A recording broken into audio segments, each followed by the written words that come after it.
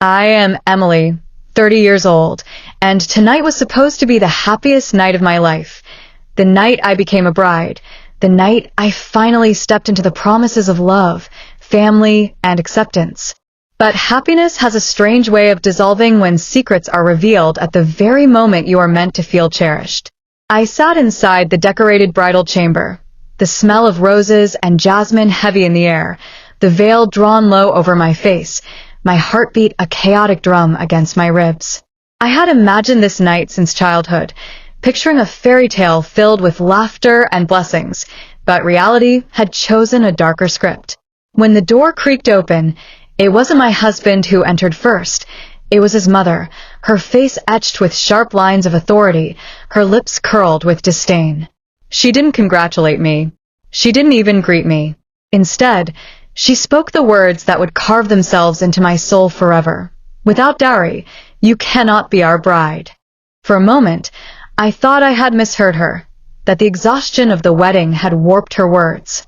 My ears rang as if struck by invisible bells, and I blinked rapidly, searching her expression for any trace of jest. But there was none. Behind her, my father-in-law stood silently, arms folded across his chest, his silence heavier than any accusation. My husband hovered awkwardly in the background, his eyes downcast, refusing to meet mine, as if he had rehearsed this cruel moment in secret. My throat tightened, my palms turned clammy beneath the intricate henna designs, and 1,000 questions screamed inside me. Was this a trap all along? Was the love he confessed just a mask for their greed? Was I nothing more than a bargaining chip to them? The room seemed to shrink, the golden lights above me flickering as though mocking my predicament. I felt my childhood dreams shatter into shards around me. I tried to breathe, but the air felt suffocating, as though every wall in the lavish room had leaned inward to crush me. My mind raced back to all the sacrifices my parents had made, how my mother stitched clothes late into the night to help pay for the wedding, how my father sold a piece of land he loved just to ensure I had a future filled with dignity. And yet here I was, told that I was not enough, not because of who I was, not because of what I could bring into a family with my heart, but because of what material possessions had not accompanied me. I could almost hear the laughter of neighbors, the gossip of relatives, the clinking of glasses as whispers traveled faster than the truth. Emily's marriage was doomed from the start. Their cruelty was sharp, deliberate. My mother-in-law's voice stripped venom, each word slicing me like paper cuts on raw skin. We warned your family, she continued, stepping closer, but they chose pride over tradition. Without dowry, you are nothing to us. My father-in-law finally broke his silence with a single sentence, his tone as cold as steel. If she cannot pay, she cannot stay. My husband said nothing. His silence screamed louder than their threats. My stomach knotted, my lips trembled beneath the veil, but within me, something unfamiliar stirred, a quiet storm, an ember of defiance that refused to die. I lifted my eyes beneath the veil, and for the first time that night, I felt an unexpected calm. I remembered the stories I had read of women who were told they were worthless, who were cast aside because they failed to meet expectations, yet they rose higher than anyone predicted. My hands trembled, but not from fear, from the weight of a decision forming deep inside me. I realized I had a choice: remain silent and become the shadow they wanted me to be, or rise and create a story they could never erase. The room waited, tense, as though the walls themselves leaned closer to hear my reply. My mother-in-law smirked, convinced I would beg, convinced I would fold under the humiliation. But my silence was not submission, it was preparation. I inhaled slowly, steadied my voice, and with deliberate care, lifted my veil. The room gasped, not because of the jewels adorning me or the glow of bridal makeup, but because my eyes no longer held tears, they held fire. My lips curved into the faintest of smiles, a gesture that unsettled them more than any outburst ever could. My words were measured, sharp, deliberate, and dripping with the weight of truths they were not prepared to hear. If I am not your bride without dowry, I said softly, then you have no idea who you just invited into your home. Their smug expressions faltered, confusion flickering across their faces as silence thickened in the air. The night had changed. I was no longer the trembling bride they expected. I was something else, someone stronger, someone ready to transform humiliation into power. And in that moment, as their eyes searched mine for answers, they realized too late that this story would not end the way they had planned. The silence that followed my words was more deafening than their insults. My mother-in-law's smirk wavered into a frown, and my father-in-law shifted uneasily, as though the foundation of their power had cracked. My husband still refused to meet my gaze, his hands fidgeting at his sides, betraying a guilt he lacked the courage to voice. I could feel the weight of centuries of oppression pressing down on me in that moment. The countless brides who had been forced into silence, who had swallowed humiliation because society demanded obedience. But I was not willing to join their graveyard of forgotten names. I held my veil in one hand, letting it slide fully off my face, as if shedding not only fabric, but also fear. My words lingered like smoke in the air. You have no idea who you just invited into your home. I meant every syllable. My mind replayed every warning sign I had ignored. The subtle comments my fiancé had made about financial expectations. The hushed conversations between his parents and mine.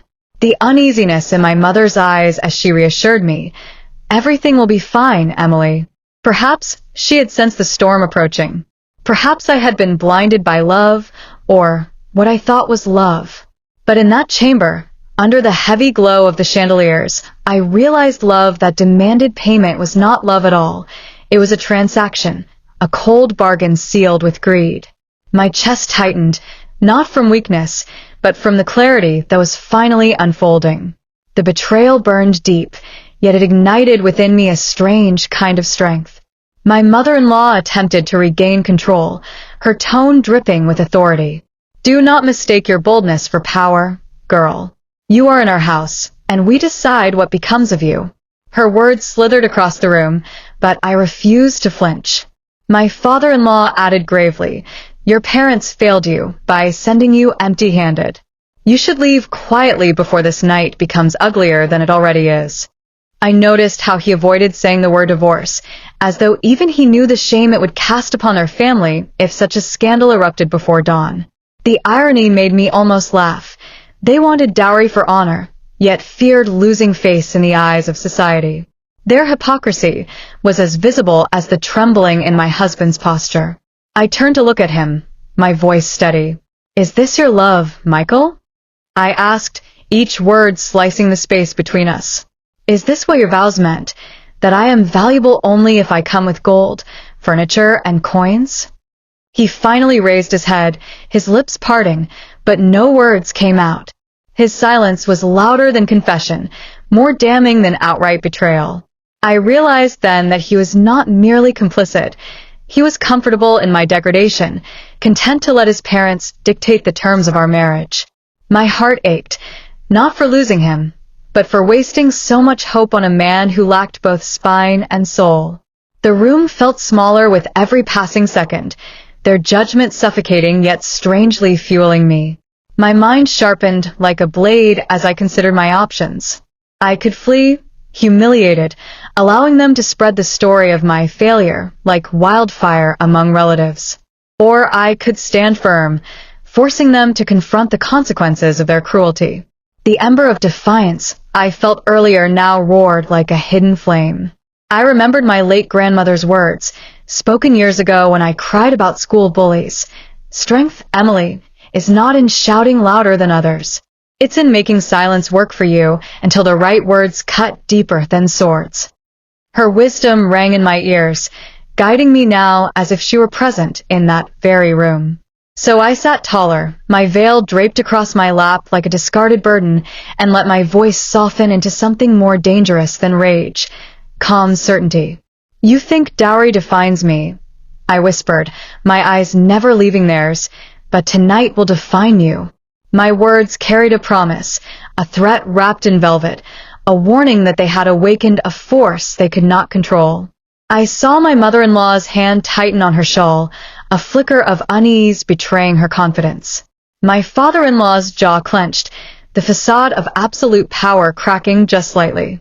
Even Michael took a step back, as though my transformation unsettled him more than any accusation could. In that moment, I realized the balance of power had shifted. They expected tears, begging, perhaps even silent compliance. Instead, they faced a woman who refused to be reduced to an object of trade. The air vibrated with tension, thick enough to choke on, yet I felt strangely liberated. I wasn't merely reacting to their cruelty anymore, I was rewriting the script they had written for me. The night no longer belonged to them. It belonged to me. I lowered my gaze briefly, allowing them to believe I might finally submit, but then I raised my eyes again with a piercing steadiness that pinned them where they stood.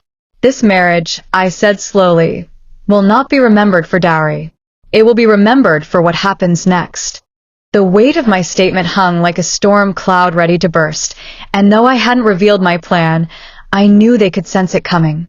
Their expressions betrayed a flicker of doubt that perhaps their perfect scheme was unraveling before their eyes. And as their uncertainty grew, so did my resolve. The weight of my words settled over the room like a storm cloud refusing to disperse, and for a moment, no one dared to breathe. My mother-in-law's eyes darted nervously to her husband, silently demanding he reassert control, but even he seemed momentarily rattled. I had not raised my voice, I had not shouted or wept, yet the calm defiance I displayed unnerved them more than rage ever could. Michael shifted uncomfortably, his body language screaming of cowardice, and I felt a pang of disgust twist through me. This was the man I thought would stand beside me through hardship? This was the partner I once believed capable of love. His silence was no longer a mystery, it was his truest answer. Every second he remained quiet. Every glance he avoided confirmed what I had begun to accept. I had married not a husband, but a hollow shadow, a man molded by fear and greed, incapable of defying the shackles of his parents. I could feel my pulse steadying, my fear transforming into something sharper. Memories of my childhood began to surface. Nights spent helping my father balance bills, afternoons stitching torn clothes with my mother, moments when we endured hunger, but never lost dignity. My parents had raised me not to beg, not to surrender, but to fight silently, with resilience carved into every fiber of my being. The dowry demand was not just an insult to me, it was an insult to everything my family stood for. And I realized, with a clarity that chilled even me, that tonight was no longer about a marriage. It was about war, a battle between their greed and my strength, between their power and my resilience. I rose slowly from the bridal bed, the heavy jewelry around my neck clinking with finality, each sound echoing like a bell tolling for the death of their expectations. My mother-in-law instinctively stepped back, as though my rising carried the force of a tidal wave. She could not stop. "Sit down," she ordered sharply, her voice laced with false authority. But I kept walking toward them, each step deliberate, controlled, echoing across the marble floor with a rhythm that reminded me of chains breaking. "You should be careful," I said softly, "because sometimes the quietest bride writes the loudest story." Their faces stiffened, as though trying to decipher whether I was bluffing, but I knew the uncertainty alone was enough to unnerve them. Michael finally broke his silence, his voice shaking. "Emily, please don't make this worse. Just listen to them. Maybe we can find a way to fix this later." His words stung worse than their insults, because they revealed the truth of his soul. He wanted peace, not justice. He wanted compromise, not courage. He wanted me to swallow humiliation, so his fragile world remained intact. I turned my gaze toward him, my voice a blade disguised in velvet. "There is no later, Michael. There is only now. And you already made your choice the moment you stayed silent." His face paled, his lips quivered, but he said nothing more. Cowards rarely do. My father-in-law tried to regain his composure, his tone shifting from threat to condescension. "You are young, foolish. You don't understand how society works. A woman without dowry brings shame, and shame destroys families. Do you want your parents to suffer because of your pride?" His words were calculated, a dagger aimed at my heart, but he underestimated the armor I had forged from years of silent endurance. I stepped closer, locking eyes with him, my voice steady. "Do not speak of my parents. They are worth more than every coin in the city. It is you who should fear shame, for when the truth spreads, it will not be my family that bows their heads, it will be yours." His jaw tightened, but I saw the flicker of fear behind his stern mask. The room felt electric, every second stretched thin with tension. My mother-in-law clutched her shawl tighter, muttering under her breath as if summoning courage from her bitterness. I almost pitied her, trapped in her own obsession with control, blind to the fact that her cruelty had birthed her own undoing. I inhaled deeply, letting the scent of roses, once suffocating, now fuel me with clarity. "This marriage," I said slowly, "is no longer about vows or love. It is about survival. And I assure you, I am far better at surviving than you imagine." Their faces betrayed disbelief, but beneath it, I sensed something else: hesitation. It was in that hesitation that I found my opening. I leaned forward just slightly, my words low, deliberate, aimed like arrows. "If you cast me out tonight, I will not leave quietly. I will not hide in shame. I will make sure the world knows the truth, that your honor is built not on respect but on greed. That your son is not a husband but a coward. That your family legacy is not dignity but extortion." My words struck like a whip, and for the first time, I saw my father-in-law's shoulders stiffen not from pride but from unease. He understood the danger of scandal, of whispers spreading through social circles faster than fire. He knew their reputation, their business, their influence. All could collapse under the weight of one bride's truth. Their silence was confirmation enough. I had shaken them, disrupted their perfect illusion of power. Yet I knew this was only the beginning. They would not surrender easily. They would scheme, plot, find new ways to crush me. But as I stood there, breathing steadily, my heart beating with unfamiliar strength, I understood something profound. I no longer feared them. And that realization was more dangerous than anything they could ever threaten me with. Tonight, the war had begun, and I was ready. The war had begun, though no sword had been drawn, no physical blow exchanged. Yet the battlefield was clear, and I stood at its center, unarmed yet unbroken. My mother-in-law tried to disguise her unease by pacing, her bangles clinking nervously as she muttered about insolent daughters-in-law and girls who forget their place. But her words rang hollow, more for her comfort than to intimidate me. My father-in-law's stern mask cracked further as he measured the cost of silence versus the risk of confrontation. His empire was built on reputation, charities he sponsored, committees he chaired, awards he flaunted as evidence of morality. All of it could collapse like a house of cards if I spoke publicly. I could almost see the calculations flickering behind his eyes, the realization that greed had cornered him into danger. Michael, meanwhile, looked smaller than I had ever seen him, shrinking into himself, trying desperately to vanish from the storm. The sight of his cowardice no longer hurt. It disgusted me. I took another step forward, my jewelry weighing me down like chains yet reminding me of the irony. They wanted dowry, but they had failed to recognize the dowry of courage blazing inside me. "Do you really think," I asked quietly, "that your status will protect you when people discover what you did tonight? Do you think society will admire you for rejecting a bride because she brought love instead of gold?" My words, sharp and deliberate, echoed in the chamber. My mother-in-law scoffed loudly, clinging to the fragments of her dominance. "You think anyone will believe you? We will paint you as ungrateful, a burden, a woman who failed to satisfy her husband's family. You will be nothing but a whisper lost in the wind." Her words might have shaken another bride, but I had lived too long under the weight of whispers to fear them now. I remembered every gossiping neighbor who once mocked my family's struggles, every relative who sneered at our poverty, every so-called friend who treated me as less. Yet here I was, standing tall, stronger than the sum of all their judgments. "Whispers," I replied, my tone steady, "are fragile. But truth? Truth roars. And when I speak, it will be louder than anything you can invent."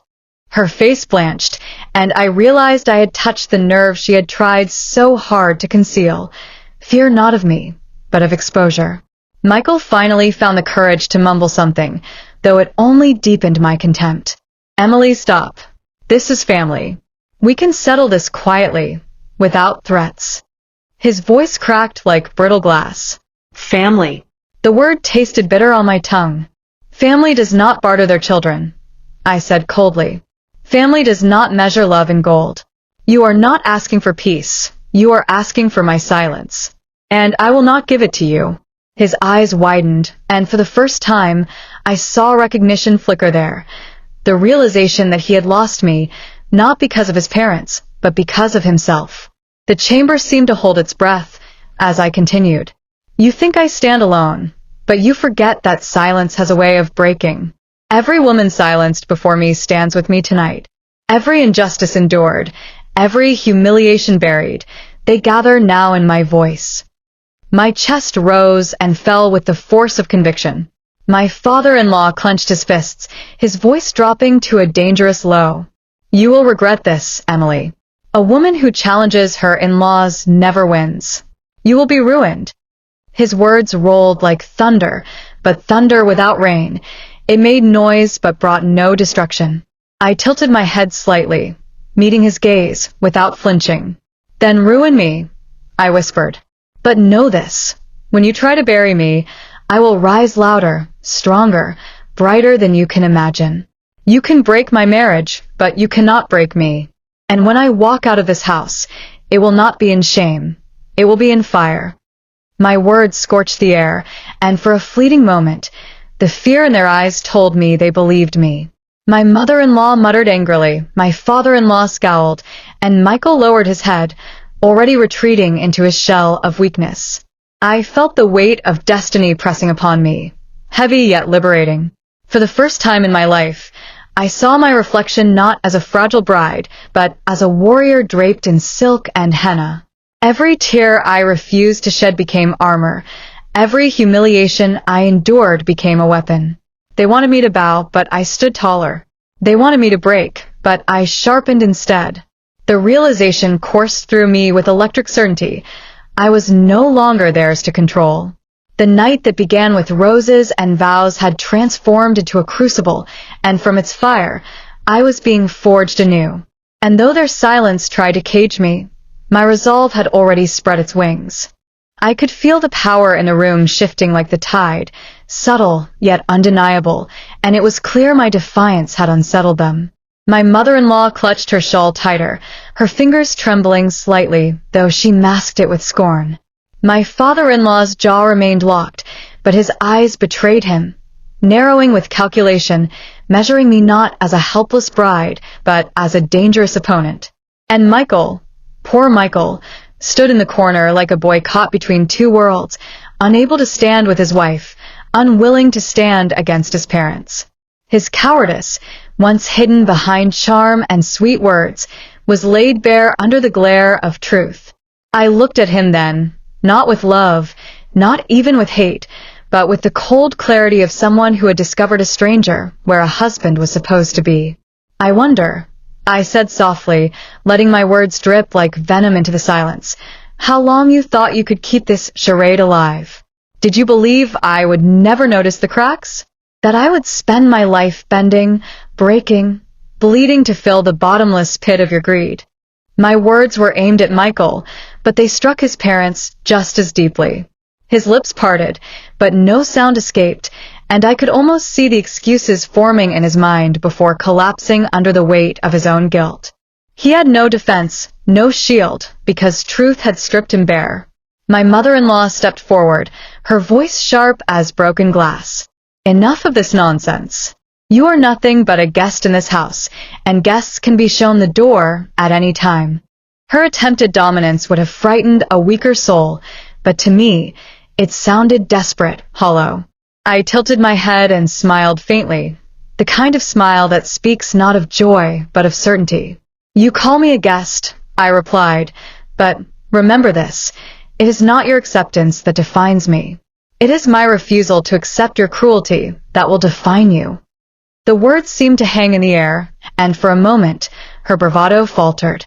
The tension thickened, pressing against my chest, but instead of suffocating me, it fueled me. I took another step forward, each movement deliberate, a declaration in itself. "Do you know what you've done tonight?" I continued, my voice steady, unwavering. "You have shown me the truth. You have unmasked yourselves before I wasted a lifetime serving your greed. And for that, I thank you. Because from this night onward, I will not be the bride you can control. I will be the storm you cannot escape." The words rolled from my tongue with an ease that startled even me, as though every scar I had carried had prepared me for this moment of reckoning. Michael flinched as if struck, his voice a weak whisper. "Emily, please don't say things you can't take back." His plea revealed more than he intended. It showed his fear not for me, not for our bond, but for himself, for the fragile illusion of harmony he had clung to, built on lies and silence. I looked at him with eyes that no longer saw a partner, but a stranger. "The only thing I regret," I said quietly, "is believing you were a man." The words sliced through the room, sharper than any weapon, and the silence that followed was heavier than stone. My father-in-law finally snapped, his voice booming with anger. "You think you can challenge us? You are one woman against an entire family. You have no power here." His fury shook the chamber, but I stood tall, unflinching. "One woman," I echoed softly, "is often enough. One woman with truth, one woman with courage, one woman who refuses to bow, that is more powerful than an entire family built on lies."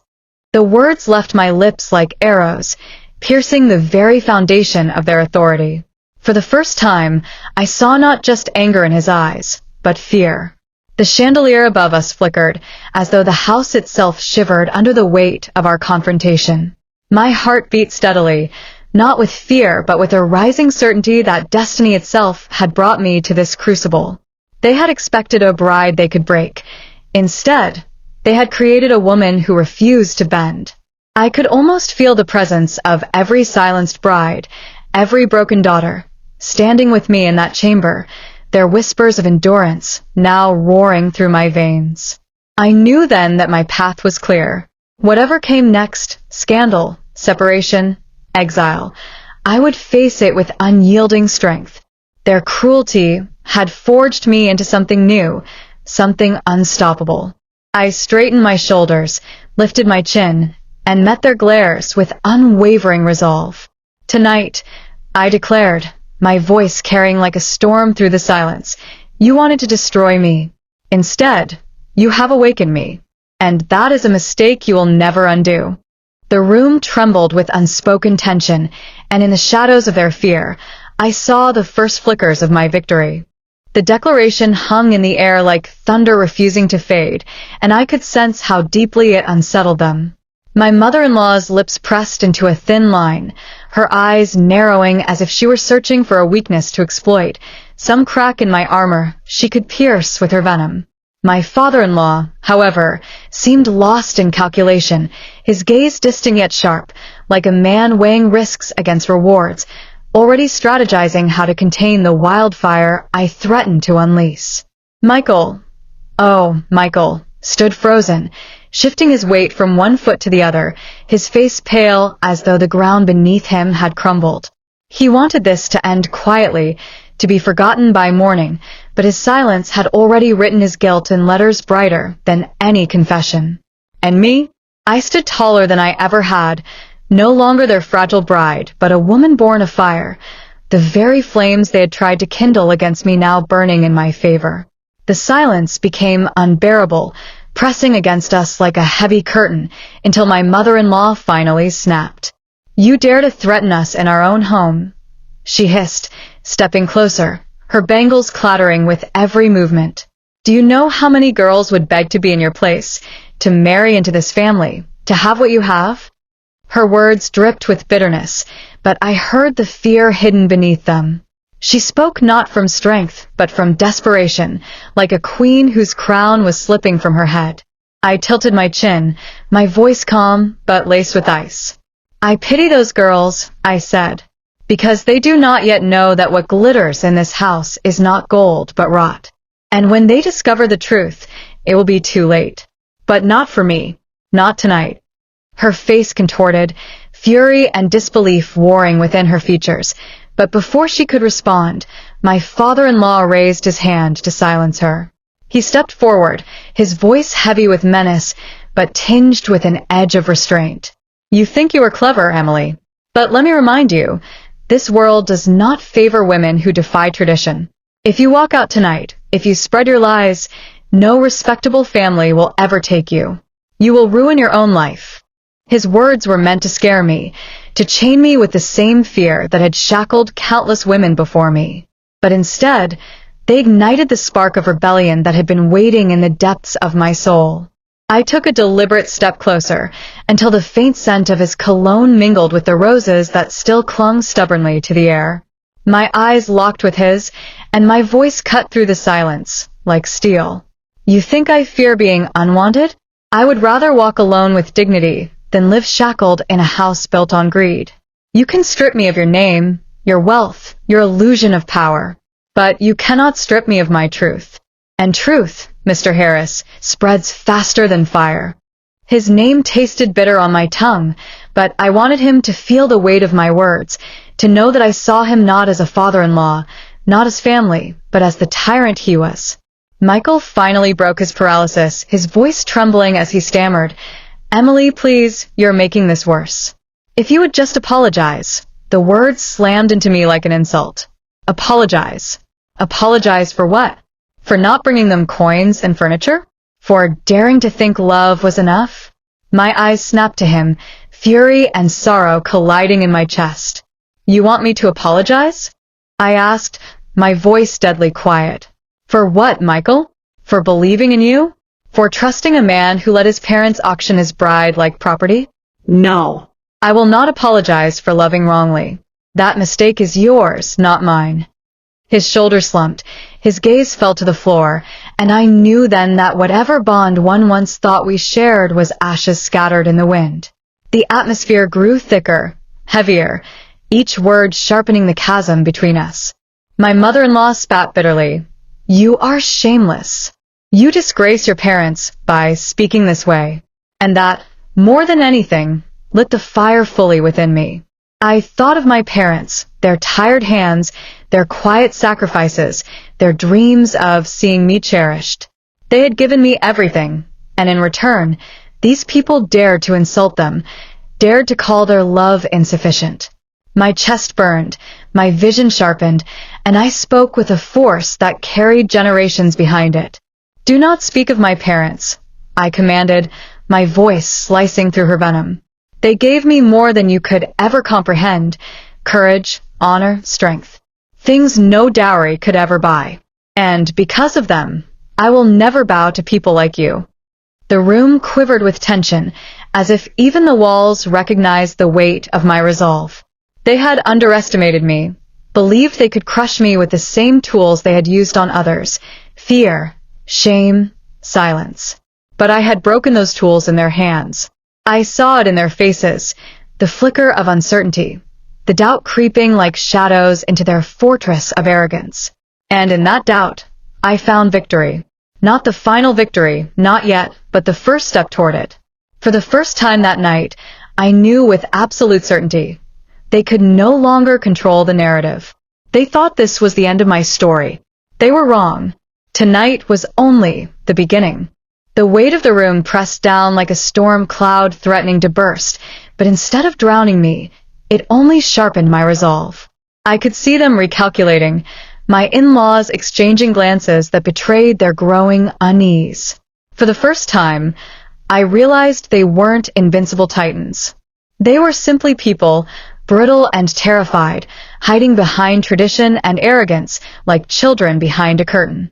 Their threats were weapons of glass, sharp at first glance, but fragile against the hammer of truth. My voice, steady and unwavering, had already cracked the facade they wore like armor. Now it was only a matter of time before it shattered completely. Michael tried again, his voice strained, desperate. Emily, stop this. Please, you're humiliating us. Let's talk about this calmly tomorrow. Tomorrow. The word rolled bitterly through my mind. A coward's promise of delay, a hope that time could wash away the poison already spilled. I turned to him slowly, my veil slipping slightly to reveal eyes that no longer recognized him. Tomorrow? I repeated, my tone laced with mockery. Do you think the wounds of tonight will vanish with the sunrise? That your silence, your betrayal, will dissolve like dew? No, Michael. Tomorrow will not erase what you allowed to happen tonight. Tomorrow will only expose you further. His face paled, his lips pressed tightly together, and for the first time, I think he realized he had already lost me. My mother-in-law's voice cut through the tension like a blade, shrill and poisonous. Enough of this. You think you are clever, but you are just a girl with no money, no influence, no family power. You cannot fight us. You will crawl back on your knees, begging, before the week ends. Mark my words. Her confidence was shaky, her tone betraying cracks in her certainty, but still she clung to the old script, the lines she had likely rehearsed for years, used to control others. I tilted my head, studying her as though she were a specimen under glass. You mistake me for those who came before, I said quietly, my voice deadly calm. But I am not them, and I will not crawl. The only thing you will see is me rising higher than you ever dreamed possible, and when that day comes, you will choke on your own words. Her face flushed crimson, her body shaking with rage, and I knew I had struck the wound she most feared, irrelevance. Power had always been her throne, her crown, her shield. To strip her of it was to unmake her very identity. My father-in-law, however, remained composed, his hands clasped behind his back as though he were addressing a courtroom instead of his own living room. His voice was steady, but there was steel beneath it. Do you believe the world will side with you, Emily? Who will listen to the cries of one woman when families like ours write the rules? Walk away tonight, and you will find doors closed wherever you go. Society will brand you the failure, not us. I let his words hang for a moment, then stepped closer until I could see the faint twitch of his jaw, the subtle betrayal of nerves he tried so hard to hide. You are right, I admitted softly. Society does love its rules. But here's what you forget. Rules are only as strong as the silence of those who follow them. And I will not be silent. I will tell my story. I will show the world your rot. And when others hear it, they will find their voices too. Do you think your wealth can silence every woman you've broken? Every bride you've humiliated? No. You may silence one, but you cannot silence all of us. My words echoed like thunder, and I saw the flicker of unease in his eyes, the first sign that my defiance was no longer just a rebellion. It was a contagion. Michael's voice cracked as he tried to interject. Emily, please don't do this. They're my parents. I turned to him with a gaze so cold it froze him in place. And I was supposed to be your wife, I replied. But you chose them. You chose silence. You chose cowardice. So now, Michael, you have neither wife nor dignity. You are as empty as the promises you made. He opened his mouth, closed it again, and looked away, ashamed. And in that moment, I felt something within me break, not with pain, but with release. The chains of love I had clung to dissolved into nothing, and for the first time, I felt free. The silence that followed was different now. It wasn't the silence of dominance or intimidation, it was the silence of fear. They knew, as I did, that I had crossed the point of no return. I was no longer the timid bride beneath the veil. I was the storm they had unleashed, and storms do not bow to kings or queens. They destroy, they cleanse, they transform. And as I stood there, breathing in the stillness, I whispered the words that sealed my resolve. This is not your victory. This is your warning. The words slipped from my lips like a spell, binding the air with a force that no one dared to break. My mother-in-law's chest rose and fell rapidly, her fury boiling so fiercely that she seemed on the verge of lunging at me. My father-in-law's eyes hardened, narrowing into cold slits, though I could see the calculation behind them. He was no longer dismissing me as a fragile bride, but weighing me as a threat that needed to be contained. Michael, caught in the middle, had shrunk into a shadow of himself, his voice lost, his body rigid, as though he were fading from his own story. For a moment, we all stood suspended, locked in the fragile balance between tradition and rebellion, silence and defiance, chains and freedom. Finally, my father-in-law spoke, his tone calm but layered with venom. Do you think this little rebellion of yours will matter outside these walls? The world laughs at women like you, women who mistake defiance for strength. You may speak, Emily, but no one will listen. We will make sure of it. His words should have cut me, but instead they lit a fire in my chest, so strong it burned away every doubt. I met his stare, unflinching, and said, "If the world laughs, let it laugh. For even laughter spreads, and in spreading, so does truth. You can try to bury me, but you cannot bury the seeds I plant tonight. They will grow, and when they bloom, they will choke the weeds of men like you." The corner of his mouth twitched, betraying the crack in his composure. My mother-in-law scoffed, spitting venom into her words. "Such dramatics. You're nothing without us. You arrived in this house with nothing but a dress on your back and foolish dreams in your head. Without our name, you're nobody." Her attempt to belittle me struck with the force of a dull blade, painful, but not piercing. I straightened my spine and replied with quiet certainty, "I would rather be nobody with honor than somebody with shame. And as for your name, it carries no weight with me. I will carve my own, one that will outlive your cruelty and your greed." Her mouth fell open in disbelief, and I saw in her eyes a truth she refused to admit, that she feared me. Not because of what I had, but because of what I was becoming. Michael finally found his voice, though it wavered like a flame in the wind. "Emily, can't we just find peace?" His words were pitiful, a plea for the illusion of harmony rather than the pursuit of justice. I turned to him, my heart heavy with the death of what I once believed. "Peace," I repeated, my voice low, steady. "There is no peace in silence, Michael. There is only surrender. And I will not surrender, not to them, not to you, not to anyone who thinks my worth can be measured in coins and gifts. The only peace I seek is the kind that comes from freedom. And if that means walking away from this marriage, then so be it." His shoulders sagged, the final thread of his control snapping under the weight of my words. My father-in-law slammed his palm against the arm of a chair, his voice thundering. "You will regret this. Women who defy their husbands, their families, end up alone, forgotten, begging for scraps. You cannot fight the world." His fury reverberated through the room, but I met it with calm steel. "I am not fighting the world," I said firmly. "I am fighting the lie you built within it. And I will not end forgotten. I will end free. There is no regret in freedom." My voice cut through his roar like lightning through a storm, and the silence that followed was suffocating. But in that silence, I stood taller, brighter, unbreakable. I thought then of my parents, their weary smiles, their quiet sacrifices, the love they had poured into me without ever asking for anything in return. They had raised me not to cower, not to bend, but to rise. And as I stood there, facing the family that had tried to reduce me to an object, I felt their strength coursing through me. My mother's patience, my father's resilience, the dreams they had whispered into my childhood, they lived within me now, guiding me.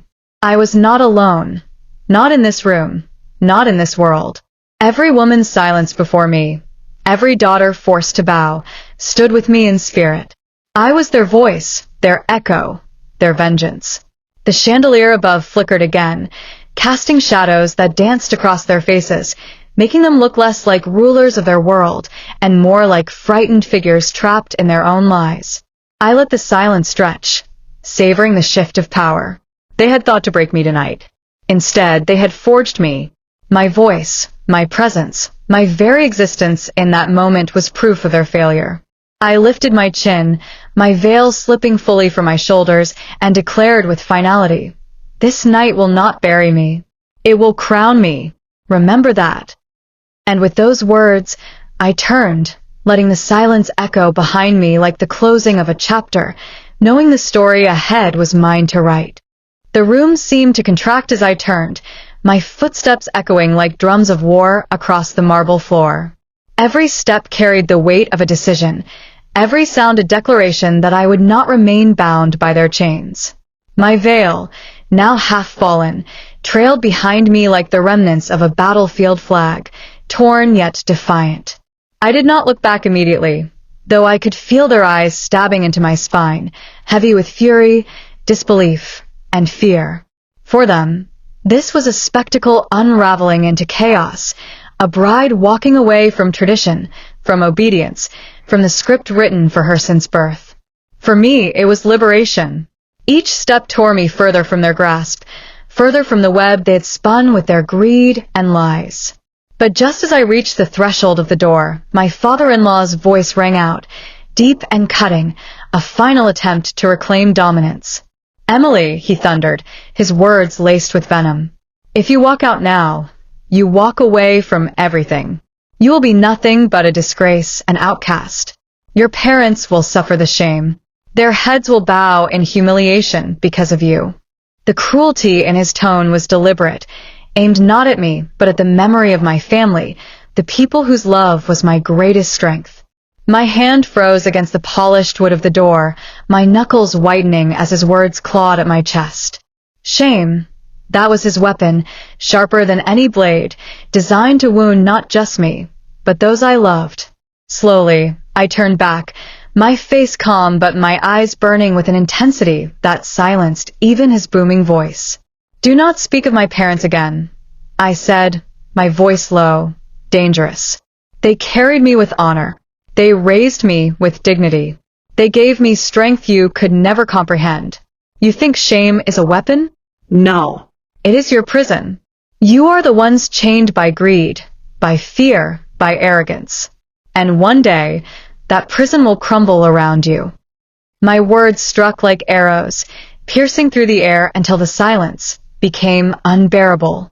My mother-in-law shifted uneasily, clutching the edge of her sari tighter, as though trying to hold herself together in the face of a truth she could no longer deny. Michael, standing uselessly between us, finally whispered, "Emily, please, don't make this harder." His voice was almost inaudible, weak, as if he already knew the futility of his plea. I turned my gaze to him, softening only for a moment, because despite everything, part of me mourned the man I had thought he was. "Harder?" I asked quietly. "No, Michael. This is not hard. This is clarity. Hard was believing in you, trusting you, loving you, while you stood silent as they shattered me. Hard was waiting for you to choose me, when in truth, you already chose them. Tonight I walk not because it is hard, but because it is the only path left." His eyes welled, but he said nothing, because there was nothing left to say. The chandelier flickered once more, as though the house itself was exhaling the truth that had been buried too long. I stepped fully into the doorway now, feeling the cool air of the corridor brush against my skin, fresh and liberating compared to the suffocating weight of the chamber. Behind me, the silence stretched, taut and fragile, until my mother-in-law's voice broke it with one final curse. "You will regret this night, Emily. Mark my words, you will regret it." Her scream echoed like the hiss of a dying serpent, desperate, powerless. I did not flinch. Instead, I turned my head slightly, my profile sharp in the dim light, and replied with the calm certainty of a prophecy. "No. It is you who will regret it. For when the world hears my story, it will not be my name stained, it will be yours." And with that, I stepped into the hallway, leaving behind not just a room, but an entire life they had tried to script for me. The corridor stretched before me like an unwritten page, dark yet full of possibility. My heart pounded, not with fear, but with exhilaration. For the first time, I was not walking toward duty, expectation, or submission. I was walking toward myself. The silence of the house followed me like a shadow, but I knew it was no longer mine to bear. It belonged to them now, a silence filled with the knowledge that they had lost their power over me forever. Still, as I descended the grand staircase, my thoughts lingered on the battle yet to come. Outside those doors lay a world that would not easily welcome a woman who had defied her in-laws on her wedding night. Gossip would spread, whispers would twist, society would sneer. But instead of dread, I felt a strange, almost thrilling anticipation. Let them talk. Let them sneer. For every whisper would carry my truth further, every sneer would draw more eyes, and every story told about me would erode the empire of lies they had built. I was not running from a fight. I was walking straight into it, ready, armed not with dowry or wealth, but with the unshakable strength of my voice. And as I reached the final step, I knew with absolute certainty, tonight had not broken me. Tonight had crowned me with fire. The heavy front doors loomed before me, tall and imposing, carved with intricate patterns meant to symbolize wealth and legacy. Yet to me, they looked like bars of a gilded prison I had already escaped. My fingers brushed the cold brass handle, and for a heartbeat I hesitated, not from doubt, but from the gravity of what I was about to do. Beyond those doors lay a world ready to feast on scandal, a society eager to twist stories into weapons. I could almost hear the whispers forming already. She walked out on her wedding night.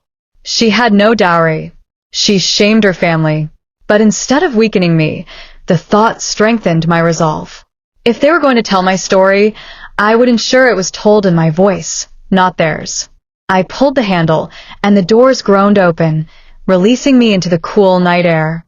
The chill wrapped around me like an embrace, bracing and invigorating, so different from the suffocating heat of that chamber. The moon hung high, silver and silent, casting a glow on the driveway where luxury cars gleamed like trophies of greed.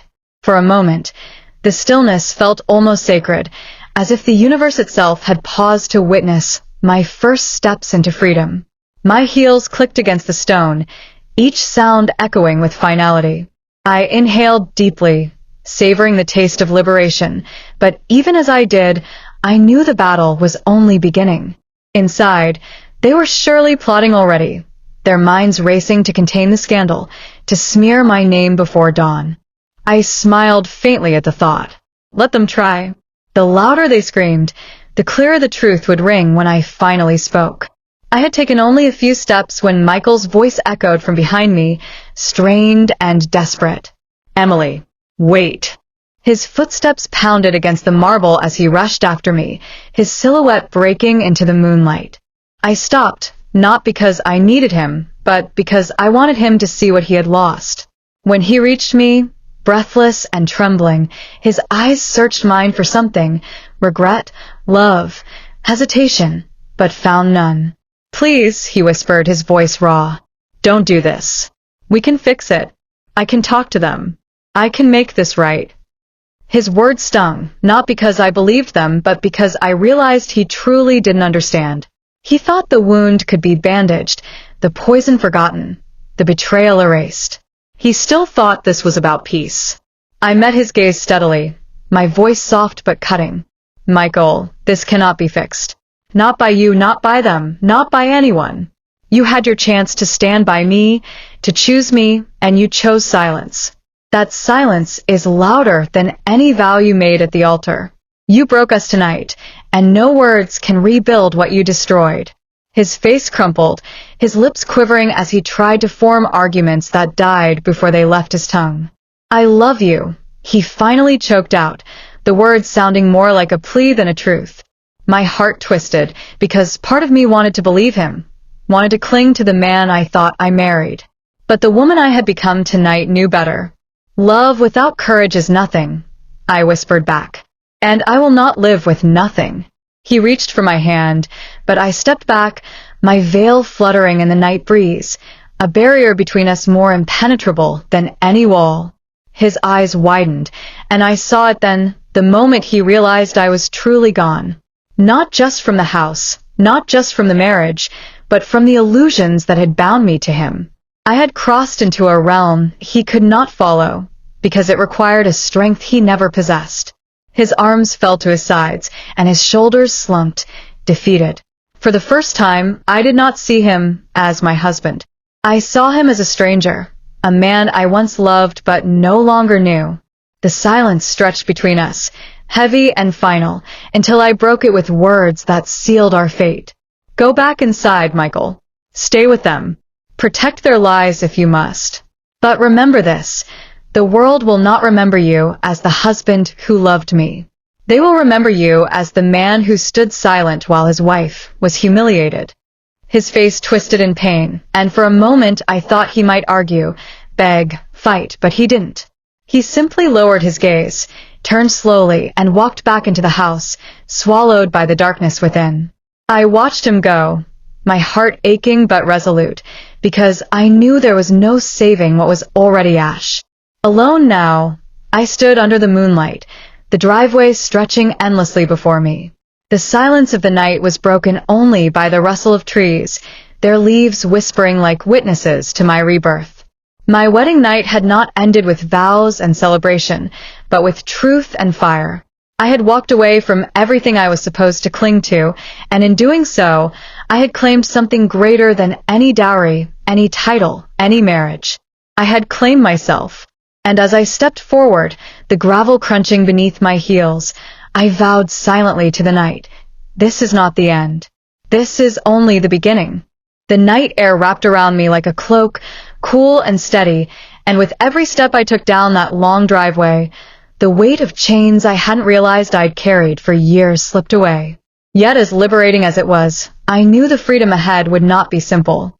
The world outside was not kind to women like me, women who refused to bow, women who walked away from gilded cages on nights meant to symbolize obedience and union.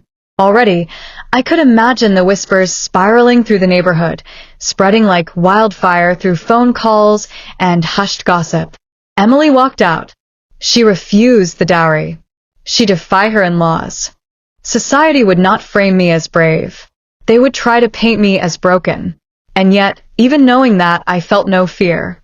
For every whisper that condemned me, there would be someone listening who understood, someone whose silence had been waiting for a spark to ignite it. If I had to be that spark, so be it. As I reached the edge of the driveway, the tall iron gates loomed before me, their black bars glinting in the moonlight. They had always seemed imposing when I arrived, symbols of wealth and stature. Now, they looked like the final barrier between me and the life I was meant to live. My hand touched the cold metal, and I hesitated only for a moment, not from doubt but from reflection. Once I stepped through, I would not return, not to the house, not to the marriage, not to the life they tried to script for me. Beyond these gates, I was untethered, unprotected, but I was also unowned. My lips curled into a faint smile as I pushed them open, their heavy creak echoing like a proclamation into the silent night. The street stretched ahead, empty, quiet, save for the flicker of a single street lamp casting pools of light onto the pavement. I stepped onto it with deliberate certainty, each footfall declaring to the world, I am not yours to cage. In the stillness, memories of the evening replayed in fragments, the dowry demand, Michael's silence, my words slicing through the chamber. A storm had erupted in that house, but here, under the open sky, there was calm, and in that calm, I felt the strength of every woman before me who had walked alone, every mother who had endured, every daughter who had risen. I was not just Emily anymore. I was every silenced voice given form. My phone buzzed in my purse, startling me from my thoughts. For a heartbeat, I considered ignoring it, but curiosity made me glance. Dozens of missed calls flashed across the screen. Michael, his mother, his father, even unknown numbers that no doubt carried their influence. I scrolled further, my breath catching as I saw one call that was different. My mother. My chest tightened, because I knew she would have already heard whispers, half-truths twisted into daggers. For a moment, I feared her voice might carry disappointment, that she might beg me to endure for the sake of honor. But then I remembered her eyes, the strength in them, the way she had once told me, never let the world decide your worth, Emily. If you must walk alone, walk proudly. With trembling fingers, I pressed call back. Her voice answered after 2 rings, weary but steady. Emily, she asked, her tone laced with worry. Tears pricked my eyes, but I forced my voice to remain strong. "It's me, Mama. I'm okay." Silence followed, heavy and unspoken, until she whispered, "I heard what they did." Her voice cracked, but there was no judgment in it. Only sorrow, only love. "You did the right thing, my daughter. Don't let them break you." Relief washed over me like a tide, and for the first time that night, my tears fell freely, not from pain but from release. "I won't, Mama," I promised, my voice thick with emotion. "I will not break. I will rise." When the call ended, I stood taller, wiping my tears with the back of my hand.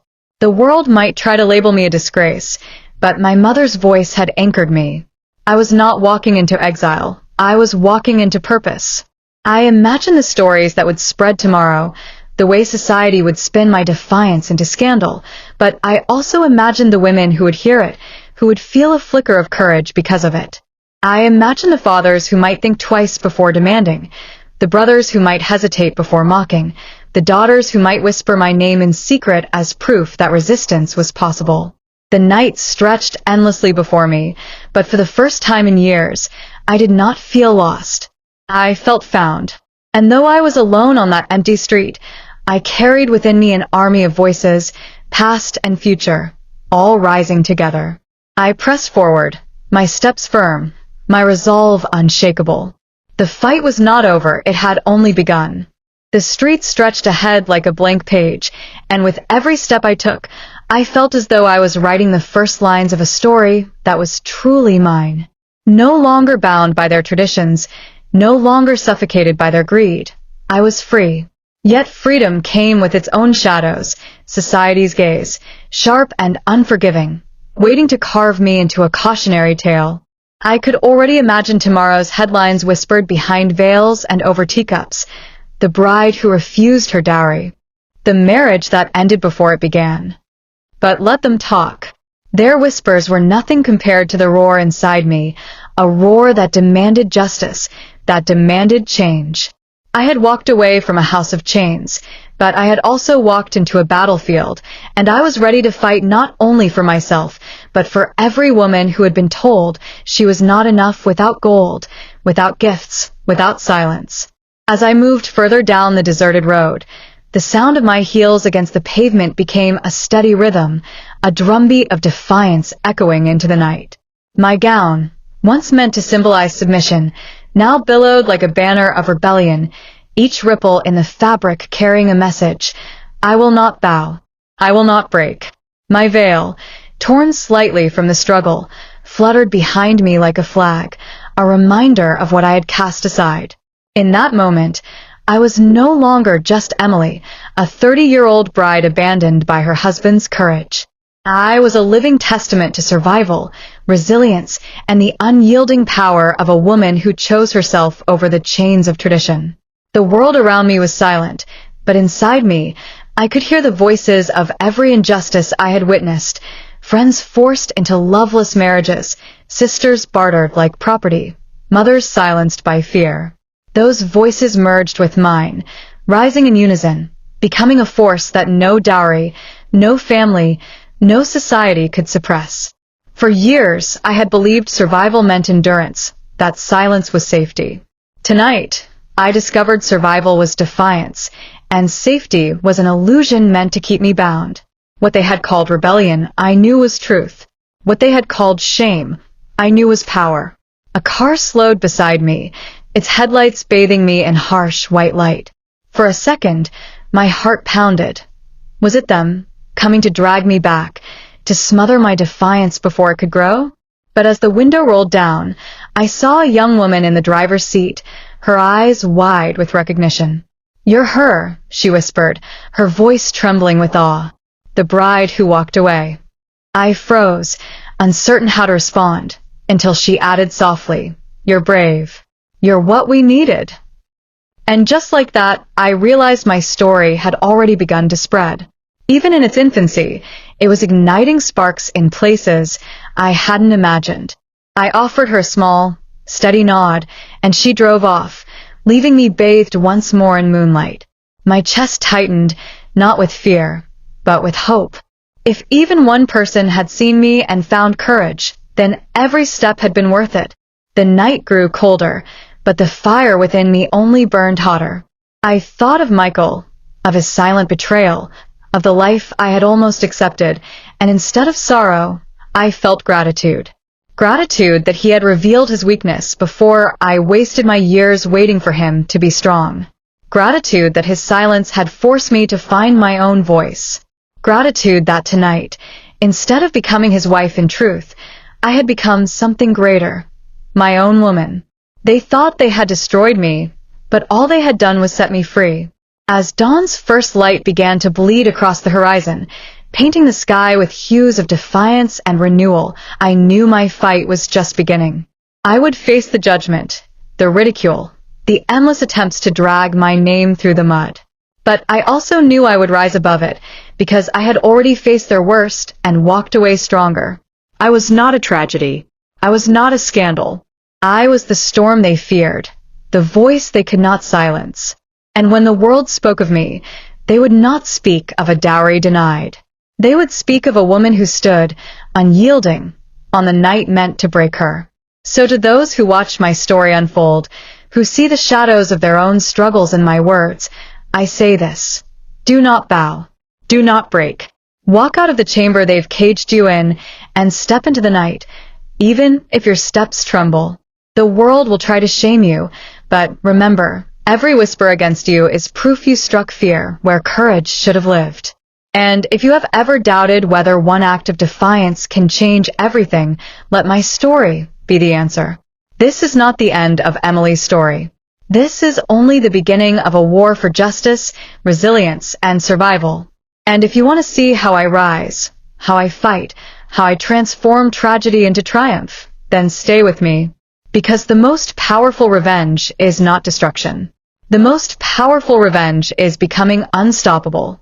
Like this story, share it, and subscribe, because my voice will not be silenced, and neither should yours.